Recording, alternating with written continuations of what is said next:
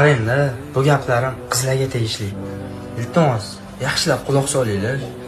Keyin kommentga men bunaqa emasman-ku, 5 qo'l barobar emas, hamma ham bir xil emas deb yozmanglar, iltimos.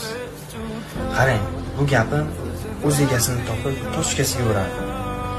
Sevgan yigitinglar bor. Nima topasizlar boshqasi bilan gaplashib? Nima?